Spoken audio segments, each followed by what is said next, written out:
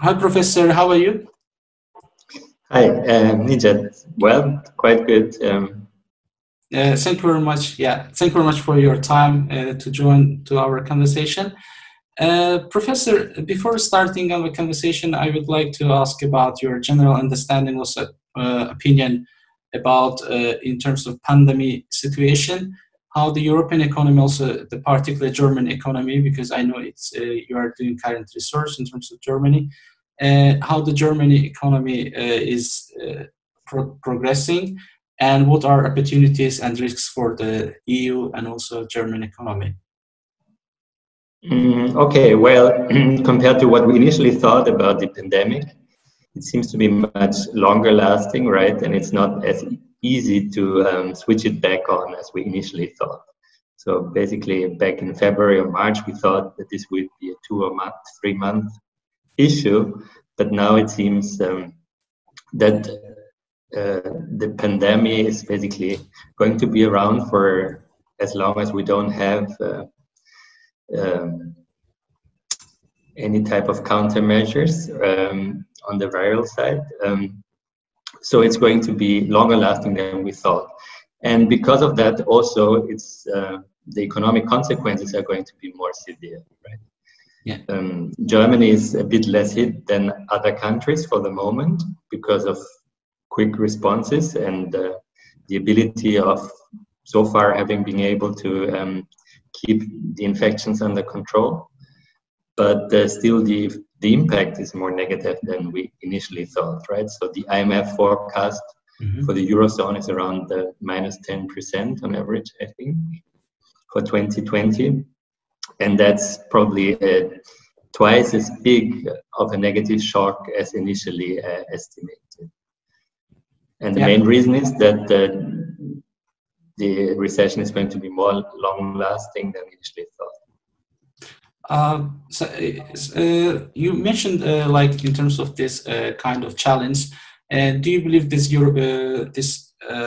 the package for helping these economies in the EU, like Eastern European countries, new joiners in European Union, do you think this package will be fair enough to help them in order to rebuild or to continue their economies? I mean, well, actually, the economies most harshly hit by the pandemic are the southern economies, like Portugal, Spain, Greece, Italy, and also France. Yeah. But even countries like Belgium. And I think the main idea of that recovery package, at least initially, was to keep the relationships between workers and firms, and also to keep firms alive while this pandemic is lasting and while we can't really turn on the economy again, right? Because these relationships that are embodied in the kind of matches between workers and firms by themselves are valuable because they're not random, but there's specific knowledge that workers have acquired about their job, or even firms as such embody kind of what we call organizational capital. So specific knowledge that is lost once a firm goes bankrupt. And different countries in the Eurozone have different abilities basically to keep the private economy alive because of differences in the fiscal space. So an economy like Italy, for example, that had a debt to GDP ratio of maybe 136% at the beginning of the year, and will now probably be somewhere between 150, 160% at the end of the year, has much less space to support its workers and companies than other countries like Germany that have much lower debt to GDP ratios. So the idea, I think, of that package is to provide some type of insurance between countries, whereby basically those countries with more fiscal space and those that are less hit provide some transfers to those countries more harshly hit. And that actually makes sense even from a purely self-interested point of view of the more northern countries, because of the close interconnections on the both on the physical goods trade side, but also on the capital market side. And the one thing we really need to avoid is to make this a sovereign debt crisis that can become self-fulfilling. Because we know that sovereign debt crisis that very often come then with the financial crisis as well, because the banking sector usually holds a lot of government bonds, is usually affected by a government default. So basically, these multiple crises are usually very costly in terms of GDP, can go up to 30–40% of GDP and very long lasting. And avoiding this is, I think, in our interest as European citizens. Thanks, Professor. Actually, it would be really great to also to know your opinion. You know, in the first stage of this pandemic, there were some gossips or news like propaganda that European Union is going to fail because they couldn't act as a one union, like one region or one country. So do you believe that gossips, or is it? Well, there was clearly a lot of miscoordination, and the countries very quickly closed their national borders. There was even the prohibition of exports of basic pharmaceutical and medical goods. So things that go against basically the fundamentals of the European Union.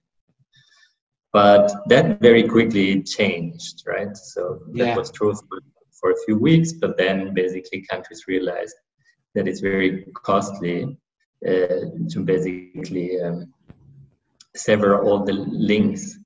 But of course, given that given that health is basically still a domestic competency and not a European one, there is little basically the European Union can do to coordinate countries.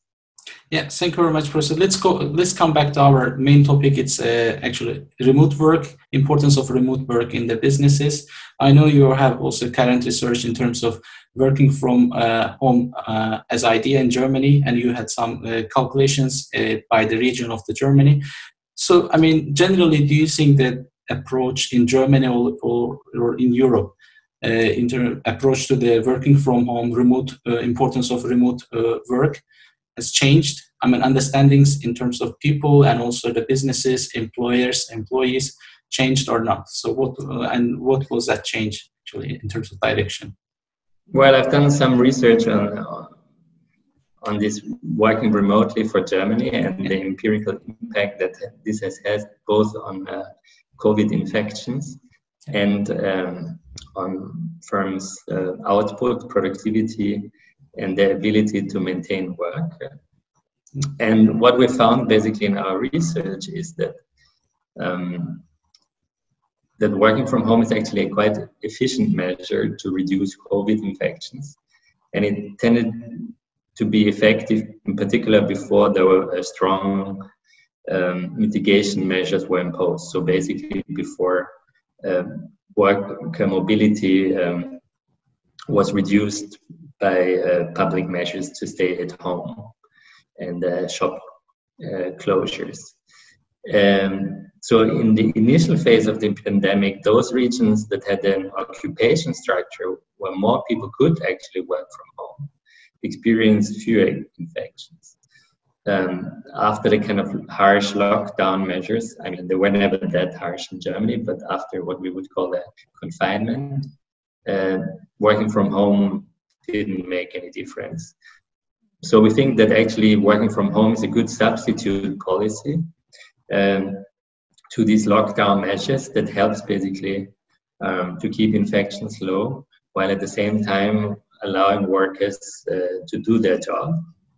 And also, the more people actually do their job from home, the easier it is for those people who really can't work from home to do their work without endangering others. So keeping basically infections low at work because they can keep physical distance if less people are around and if less people use, let's say, public transport at peak hours. On the other hand, we also looked at the impact that working from home has on short-term work applications. So, you know, in Germany, this scheme that was mostly used to keep the firm-worker relationships was basically a government wage subsidy, where the government would pay roughly 2/3 of workers' wage. Even basically workers didn't have anything to do. And what we see is that those firms that were better prepared to send their workers into a home office, so that we're better technologically prepared, or managed to switch into using home office for a large fraction of their workers. These workers were using, or much less likely, 70 percentage points actually less likely, to send workers into short-time work. So it seems basically that having the capability of using home office and investing into these into this technology actually helped firms quite a lot to make it through at least the first months of the crisis. And according to a survey, also most firms, or many firms, using home office plan to actually also continue using it in the future, because obviously home office has some advantages for firms as well. Namely, they don't need so much expensive office space, right? Yeah, yeah. I mean, real estate, prime real estate in the city center is usually very expensive. So the more you have workers working from home, the lower are your costs, basically, right? Of course, there are also some productivity effects, but it seems that can also be negative. I think there's some research for the US that finds that firms that use homework experience some negative productivity effects, but it doesn't seem to be the case, at least not the first order case for Germany during the pandemic. Because actually those firms that were better prepared and managed to use working from home for their workers were actually much less negatively affected by the crisis than others. Thanks for summarizing the key the results. In terms of your understanding, do you believe that Germany, in the businesses in Germany, are still can rely on the remote work or not? Because I mean, based on my observations, my colleagues in Germany, I feel that they had to go to the office even in that case. You know, I don't know how their system or technological systems couldn't allow them to work from remote, or I don't know how the corporate relationship within the companies in Germany are built. So do you believe that management, like in a HR perspective or cooperative perspective, do you believe that still the companies need employee at office, or why? For sure it's not good. Yeah. Sorry, for sure home office is not going to completely replace on-site work, because there's clearly a benefit to direct social interactions, right? Yeah. So often basically information is transmitted informally, but when you're physically in your workplace and you talk to your colleagues, and also often groups meetings are more efficient if they're taking place live. So I think what we expect in the future, it's more like a bit of both. So definitely those firms that have invested into these remote working abilities, which usually requires significant investments in digitalization, they will probably keep these new technologies, but at the same time, of course, physical interaction will be present. So maybe workers will less likely to have to show up in the office every day, but for sure there are going to be some meetings where people meet every week, right?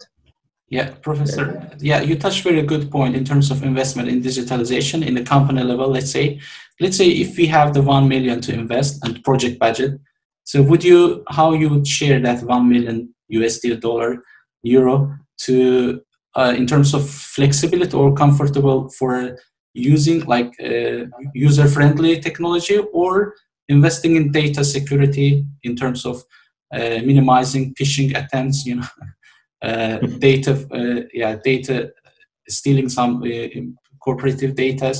Do you believe how would you share, like 50-50 or That's a very hard question. I think that depends on the situation of the individual companies. I guess that in the short run, people have, or companies have mostly invested into making working from home possible at all, rather than focusing on these data security issues, which are of course also very important when it comes to protection of intellectual property rights, business knowledge, and so on, which is maybe more exposed if more people work remotely. So at least in the medium run, it's probably equally important for the companies, right? Yes. In particular, given that some countries like China seem to be investing at the state level into hacking and phishing and stealing basically companies' intellectual property. Yeah. So do you believe that in terms of how the responsibilities, if something like accident happened, like phishing attempt, how should the responsibilities divided between the employers taking responsibility or not? Because it's an extraordinary case and it's transition process, as you mentioned, to this like hybrid model, like remote work and mix of the working style. So do you, if in case of any accidents, who will take main responsibility? Because it is also new for employee to work from remotely, and he or she can't be IT expert, you know. So. Of course, I mean, this is in the end a legal question, but just to incentivize people to do the right thing, which is to do home office. Yeah. Of course, the main responsibility for these things should be at the management level, which in the end has to implement the right measures and technologies to keep data and information secure. On the other hand, of course, employees have to stick to the rules. So if somebody is consciously violating security rules, then that's probably another issue, right? Thank you, Professor, for the notes. The last question in terms of, I know you are in academia, you are in science. I know you are in spring holiday, or you had no any classes maybe in the spring, but generally, do you know this working from how home condition impacted on education, like how you could interact with your students? And do you believe that there were some also gossips again? This kind of remote study can't give the same quality. That's why there should be some tuition fee deductions, or can be even the free education. You know, also in the US recently, they are going to change legislation. If somebody's studies completely turn into remote, they should leave the US immediately in 10 days or something. I don't know. So what is your idea in terms of how it changed? And there were any new things for you as also professor, like in this condition, you could learn something new, how technologically or way of working? Well, so I wasn't on holidays in spring, but I was actually on a sabbatical, so a research semester. Yeah, okay, sorry. At the Paris School of Economics, which turned out to be a home office semester for me. But yeah, you're right that I wasn't actually teaching in the spring, but I was doing only research. But for what I have heard from my colleagues, it's of course not the same thing. So both are instructors and university teachers, and students had to adapt to some new technology quite quickly. And of course, the adaptation costs. And it took a while, I guess, for this to run relatively smoothly. Well, as for the University of Mannheim, I can tell you that even in the fall term, we're planning to have courses mostly online, and also only have some small classes on site. Are online classes perfect substitutes for teaching with personal contact? Well, I don't think so. I think it's hard for students to get the same amount of information and to concentrate as well when they have to do this online. So it's probably not the same quality. I mean, of course, we're doing what we can and try to teach small courses online as long as we can keep physical distance and keep hygiene measures. Yeah. But it's, I think, tough for both sides. So, of course, teaching to grown-ups like university students, there I think we can rely to a much larger extent on this remote teaching than, let's say, for children. So I think for children it's really important to be able to go to school, and reopening schools should be a first order priority. We should rather have university students and we should have workers work from home, but we shouldn't keep children at home, because there are so many studies that show very clearly that the more children depend basically on doing things on their own and forcing their parents basically to help them, the more basically the family background really matters. And mostly for socially disadvantaged children, this is a very big problem. And we know that losing 1 year of education is a significant fraction, 4 to 10% of lifetime income loss. So this is where actually we have to really give priority. When it comes to the US idea that students who are not taught physically should leave the US, we all know that this is a crazy idea. The US has benefited a lot on imported, so to say, human brain power. Some of the smartest people who work in the US actually came there as students and then stayed on. So I think it's not really in the self-interest of the US to expel their students and to force them to go home. Yeah. Well, when it comes to the cost, I mean, the US and the UK has a different model than continental Europe, where we don't basically charge the cost to students. We anyway heavily subsidize education with public money. So in Central Europe, it doesn't make any difference. Studying in Mannheim is basically for free. Of course, if you're at the top US university and you pay thousands of dollars of tuition fee every semester, then maybe you want to get some money back. But that's not for me to decide. That's, of course, the decision of the universities and, of course, of the students, whether they are willing to pay the same for remote teaching. Thank you very much, Professor, for sharing your valuable thoughts and opinion. Yeah, we are at the end of our conversation. I appreciate your time. I hope we can talk again, physically meet again after these conditions are eased. Well, I hope so too. Yeah. Thank you very much, Professor. Have a nice day. Thanks a lot.